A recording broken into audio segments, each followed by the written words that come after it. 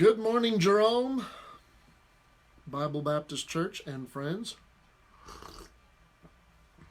During this time of quarantine, I slowly want to go, "Good morning, Jerome!" But anyways, gonna give everyone a few minutes to go live for those who wish to.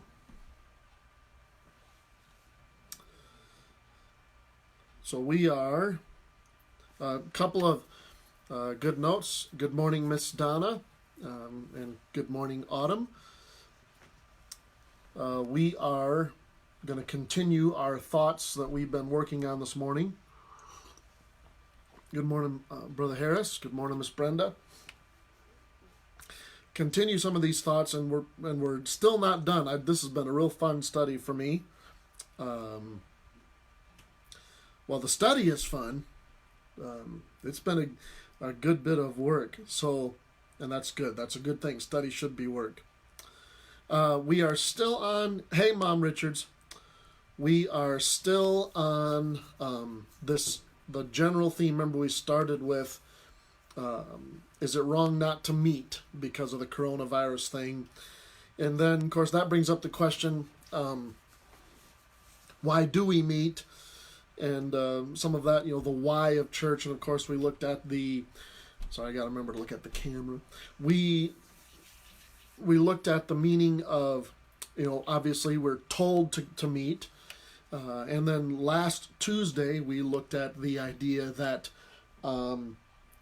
it's the Lord's day. It's not our day. So it should change our focus about why we meet. But now I just want to get into, again, why meet? What's the assembly for? What is church for? Why do we go to church?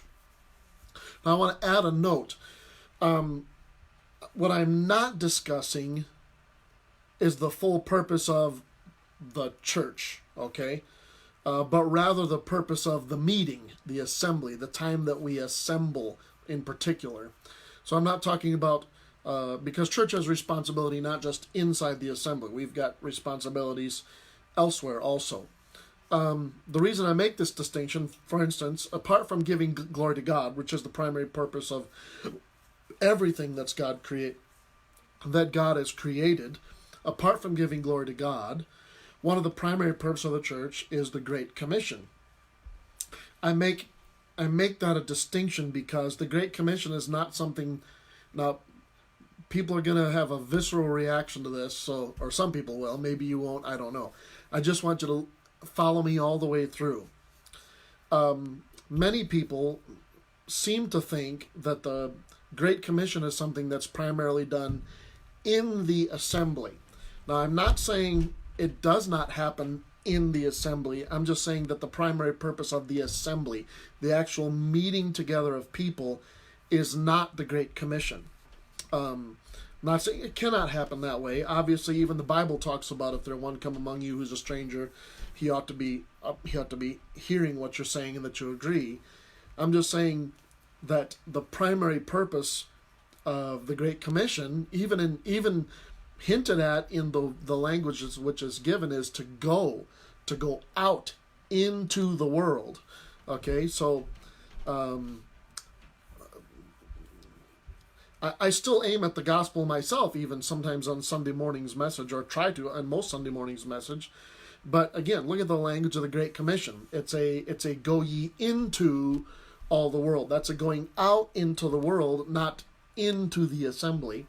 So the primary location of gospel preaching is done by the church as a whole in the world, not done by the preacher in the assembly. Okay? All believers are to be preachers of the gospel. The Great Commission isn't given to the pastor to do in the church. It's given to the church to do in the world. The primary location of gospel preaching is in the world. So I'm making that distinction because I think that could be one reason that many believers today are so, and I'm going to be a little bit honest, maybe even self. That's why I and others are so miserable at giving out the gospel in a convincing fashion. Because somehow we have, maybe not in those words exactly, if we were asked, we would probably give the right answer, but in practicality, we have gotten to the point where the job of the preaching of the gospel is the pastor's on Sunday, and if it happens to touch my personal growth, which I know most believers think it should happen, but really it seems to be more happenstance that the preaching at the church affects my personal growth, or I learn something new and it makes it weird. But what does happen at church? Well, teaching is supposed to happen. Well, so let me pass this. One important fact of teaching, okay, a very important fact, is it's not just the information. I know there are some people that follow that line of ideology, but teaching is not the giving of information. You can give information without teaching at all. You can give lots of information without teaching. The stove is hot is a piece of information. Teaching is showing someone that the stove is hot and it can do damage to you. You should be careful around it. It can be used for two things. It can be used for good in making food or bad in burning you. So teaching takes the information and tells you what to do with it. A good teacher just doesn't hand you information. Okay, I believe that's been the failure of some of our education purposes as a unified body of the United States, if you will. I'm trying to be careful how I put this, but some of our educational things. Well, the more you know, if you just know more, you'll be better off. Well, we tried to let everybody know about drugs with the DARE system, and that didn't work. Look where we are now. I mean, it's not just the giving of information. The internet is a perfect example of that. There are quadrillions of pages of information on the internet, and people, what do they do with that? They pick and choose the information that they want to use it how they want for what they want. It's not about knowledge and wisdom. Okay, we have replaced knowledge with the idea of information and how I can use it to my advantage. But knowledge, again, teaching is to give knowledge. Here's a piece of information, and here is what to do with that.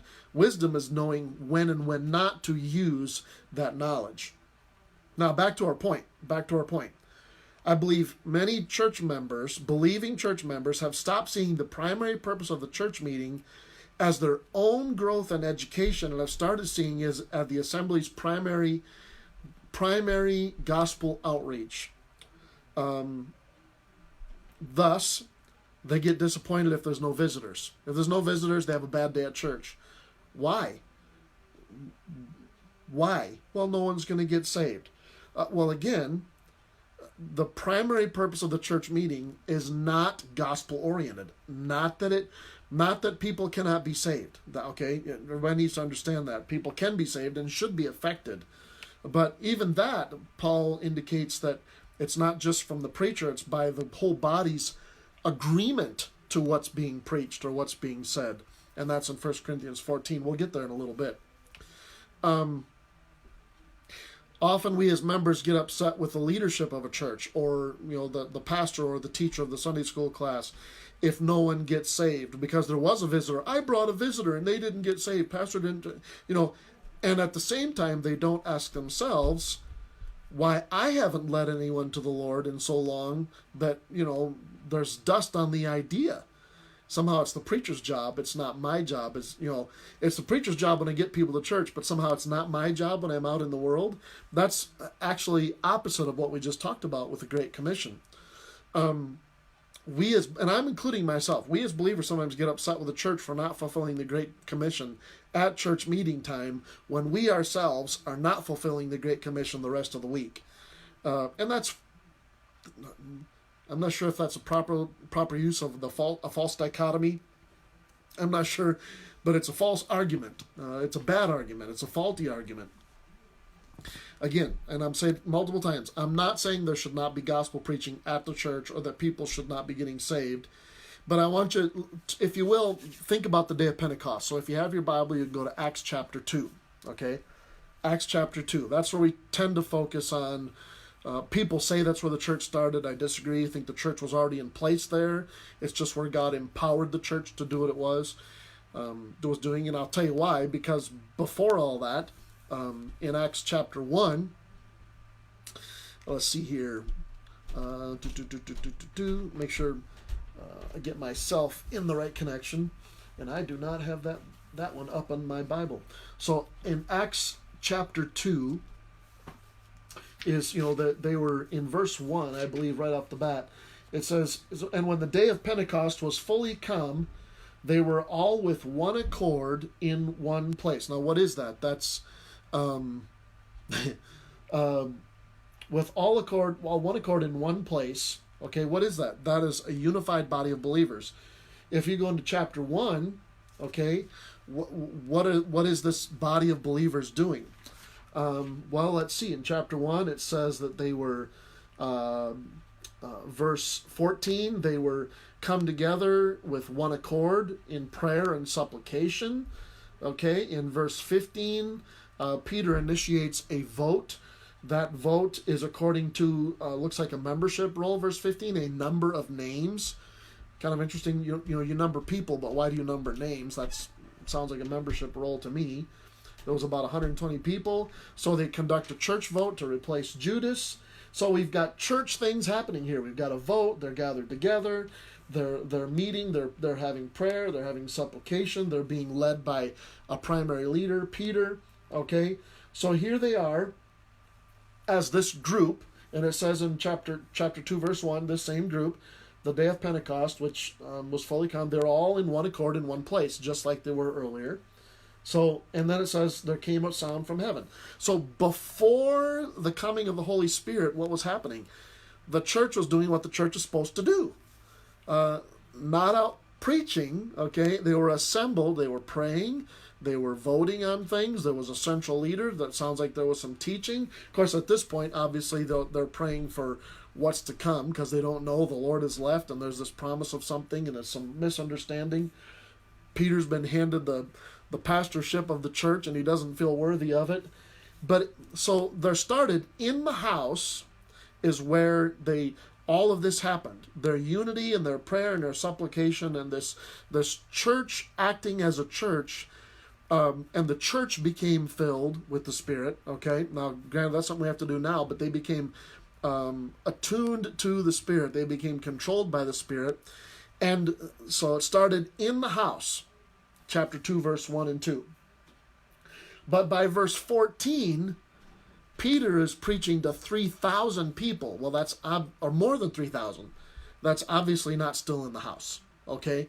So what happened as a result of the church meeting, went out, and they were out into the open, and people were getting saved. I mean, so it was a result of a church meeting that gospel preaching and the Great Commission was able to take place. Okay, they're not just meeting. 3,000 people are believing. They're not even meeting in a single house, and obviously there was a whole lot of people there. Now I could spend more time there. I don't want to belabor that point because that's just an example. Okay, the example was in to pray and to fellowship and to be a church, and out to take the gospel. In to be a church, out to fulfill the Great Commission to those who will listen. Now that's an example, and I understand examples have they have holes. Okay, so if you will turn to 1 Corinthians if you have your Bible. If not, I will read it to you. 1 Corinthians. We're going to be in chapter 14 because that's probably the most direct place to go for the answer to this question.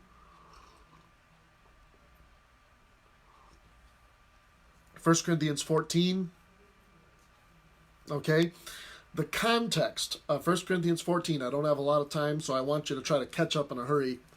The context of 1 Corinthians 14 is the Corinthians, due to the culture that they had grown up in, had turned their church assembly into something that looked like the activities that they were holding at their temple of Diana, or the I think it was the temple of Diana, and those kind of meetings. And it was basically a wild array of people in various parts of the building. We'll call it a building. I don't know where they're meeting, but wherever they assembled, I'll call it a building. A wild array of people in various parts of the building, each demonstrating their own gifts or talents, and the people that were walking in the door basically just walked around and picked the one that they liked the most. it creates a almost a competition, if you will. Well, this singer's better than that preacher, or that teacher's better than that person that's talking in tongues because they still did that there. So when you came to church, it became much more about performance, the giving of a performance and the enjoyment of a performance. Not that some of these people didn't have actual gifts that God had given them. There was just a misuse, and it became more about the individual and their display of gifts and not about, well, we'll get into that here in a little bit and what we're talking about. So basically the church in Corinth became, it was church got talent in the city of Corinth is what it was. It was not a focused assembly for the glorification of God and for the ultimate purpose, which is what we're going to look at. Now, there are a lot of things in this passage that are mentioned that Paul does not say are wrong.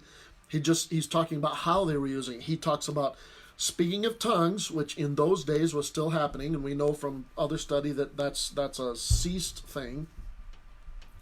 He talks about singing, prayer, preaching, being thankful as part of the church service, and teaching. Okay? So singing, prayer, preaching, thankfulness, and teaching, which would still apply to us today. So all those things were mentioned in it, but again, the whole place scattered from, here to there. Somebody's in a Sunday school room on top of a table, preaching their guts out, and somebody else is up by the piano giving beautiful music, and, someone's over saying, well, I think we should have prayer meeting. And so the whole, the whole thing became, I'm going to follow this person, I'm going to follow that person, and, who's got the best talent, and who am I going to enjoy the most, and whatever person wanted to. Well, Paul spent 1 Corinthians 14 correcting that whole mess, and that's exactly what it was. It was a mess. In verse 20, he says, brethren, be not children in understanding. So in a very nice way, he's saying, y'all are being a bit childish about this. When you're focusing upon your talent and the giving of talent, or the display of talent and the enjoyment of talent. Y'all are being, and I'm using talent, gift equally. Y'all are being a bit childish about this. He told them, okay, in verse 12, it says, even so ye, for as much as ye are zealous of spiritual gifts. He said, you've got some zeal, okay, seek that ye may excel to the edifying of the church. He says, you guys don't have a direction on it. Your zeal's just like, bleh, it's all over the joint. Talent, so for some of you who have watched your children, talent loves to explode. There's times when, a kid that suddenly finds a little bit of talent, and it's like, boom, they just become really good at it. It's enjoyable to watch. And talent does love to explode. Somebody talks and they find out that people like to hear them listen, and they just talk some more. Somebody starts playing the piano and they find out, people like hearing me play the piano. Let's play some piano some more. Talent loves to go the path of least resistance. I think Brother Nathan can probably help me. Brother Harris can probably help me with this, but talented musicians have a harder time many times in lessons and practice, because they'd rather follow the path of their talent than they would the path of the training, where they need to take that talent and control it and build it and give it some direction. Talent loves to explode. Okay, talent is in a person is often guided by their personal whims. For example, if a person can sing and they grow up liking a country style of music, their automatic assumption is then they're going to use their talent, path of least resistance, in what I know, my country style way. I'm not doing the right or wrong, just using that as an example. But talent put into constraint, okay, is like an explosion that happens in a gun barrel. What happens? Well, number one, it gets direction. Talent is not so much concerned about its own power, just rather that it has power. Boom. Okay? It forgets, talent becomes more interesting about my own talent and its display than what the purpose and usefulness is for that. Some of you can read Brother Nathan's Brother Nathan's comment there. I'm just saying I know it from because I have some gifts musically, and I wish I would have put it under more constraint. So talent is not so much concerned about its own power, but rather what target that power will be used to hit. That's what it ought to be.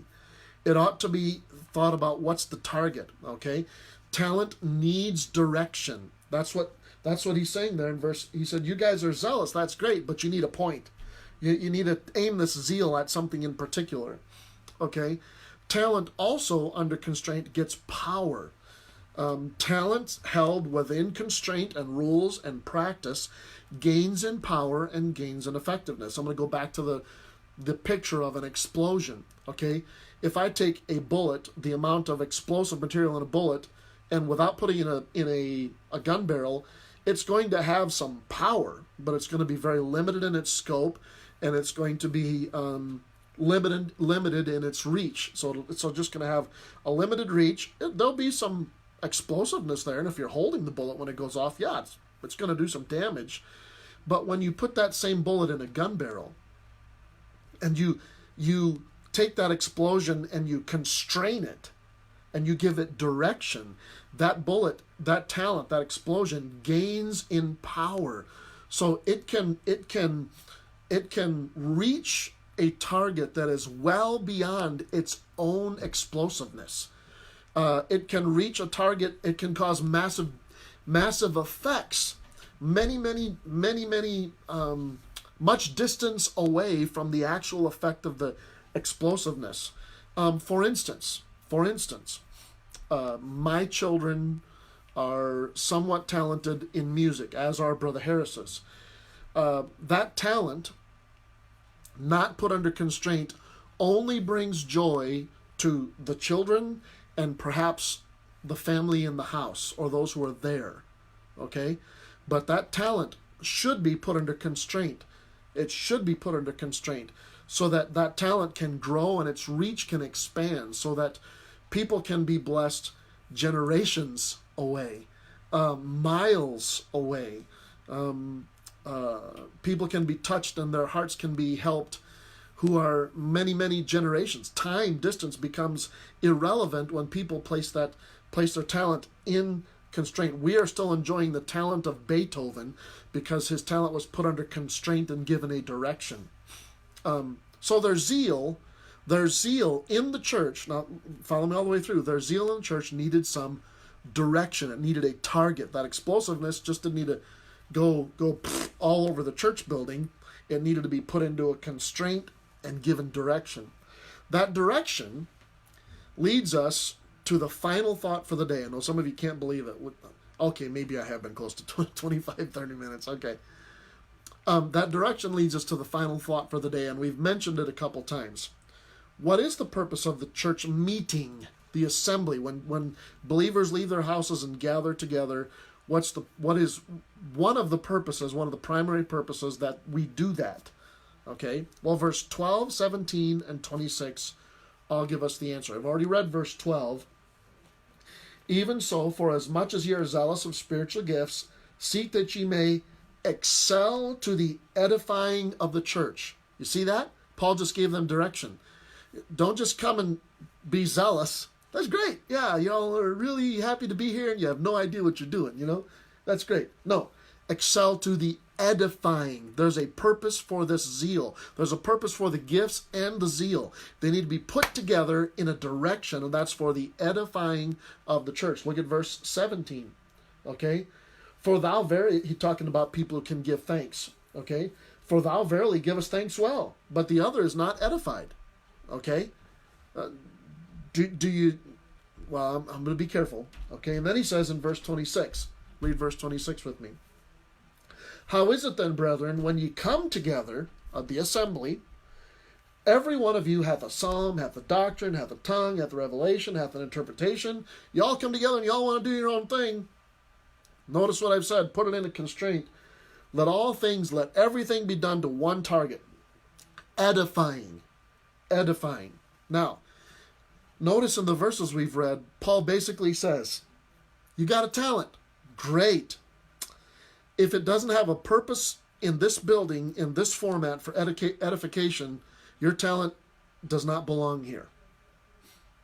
Do you see that? Verse 26, everybody's got something they want to do. No, everybody don't get to do everything. There's one direction, okay? He even says, so everybody's got, no, he said, verse 28 and 29, we only need 2 or 3 preachers at most. Verse 17, if you're giving thanks and other people aren't being edified, there's no purpose for your thanks. So if your gift or your talent is not going to edify the church, just because you're talented, and just because you're talented in a way that seems spiritual, does not mean automatically that your talent is required to be used in this particular church service, or this format, okay? In verse 32, he clearly says, look at, and the spirits of the prophets are subject to the prophets.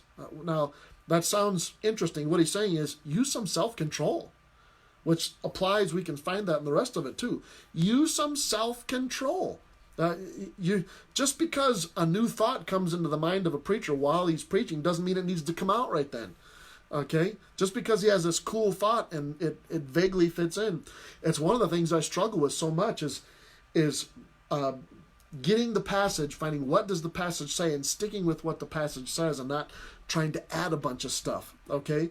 If your talent doesn't have a useful purpose in this, now that doesn't mean the talent is wrong. It may have a perfectly acceptable use outside this building, but if it does not in this building, it needs to stay out of the building, okay? The meeting, the meeting of the people together ought to have one purpose, and there's not each person with their own purpose, okay? The meeting has one purpose, and it's not each person with their own purpose. The emphasis is on the message of teaching and preaching, which edifies the body and its clarity. That means if I'm singing a song, it needs to build the body. If I am praying, that needs to build the body. If I am going to be thankful for something, okay, giving of thanks, you see that? Our church, sometimes we have testimony time. If you are going to give thanks about something, if it does not build and help the church, okay, and you in your mind know that's what it's going to do, then it does not belong in this format. It belongs in another format. So, what is the primary purpose of a church assembly? Edification. Now, edification isn't how we mean it today. Well, I wasn't very edified by that. No, what you just said is you didn't enjoy it, okay? Building isn't always comfortable. There's nails that have to be driven. There are boards that have to be cut. There are pieces like those boards that are primary structure that have to be covered and never seen again. Okay, there's some stuff that's decoration, some stuff that's purposed to hold up the building, but all those things are done for one purpose. What is the edification of the church? What is the way to build the church? How are we going to encourage each other as believers to be believers? How are we going to encourage each other as believers to grow as believers? That's one of the singular focuses of the assembly of the church, is to build each other in to edify, out to give the gospel, in to edify, out to fulfill the Great Commission. Build up each other. Build up each other. Now again, sometimes building does require some stuff we don't like. And then we may get into that later, but let all things be done. Verse 26. How is it then, brethren, when you come together, every one of you hath a psalm. Somebody's got a song, somebody's got a doctrine, somebody's got a tongue, somebody's got a revelation, somebody's got an interpretation. Here's what you need to do. Let all things be done unto edifying. Everything done by the members in or during a church service should be done for the use of those that are present, the members' edification. So, why do we go to church? What's the purpose of church? To build each other up. That's what the preaching is for. That's what the singing is for. To build each other up. Now, we're going to get more of that. There is more, okay? We're not done, and there are some other options, but even those other things that we're going to talk about still fall under this realm of edification for each other, which all falls under the realm of giving God the glory. So appreciate everyone's attentiveness and listening. Brother Nathan will be on one more time. Well, we're still going to be on some more, but he's going to be on tomorrow. And we're going to start aiming a little bit at Easter. And then we're looking forward to Easter Sunday morning. I will remind you, it's the Lord's Day. Every Sunday is the Lord's Day. But do something on purpose that day to make sure that the day pertains to the Lord. Build yourself up. Build yourself up. Appreciate everyone. And love y'all. Hope you're doing well. Let us know if there's any issues. Members, y'all take care. May the Lord bless, and goodbye.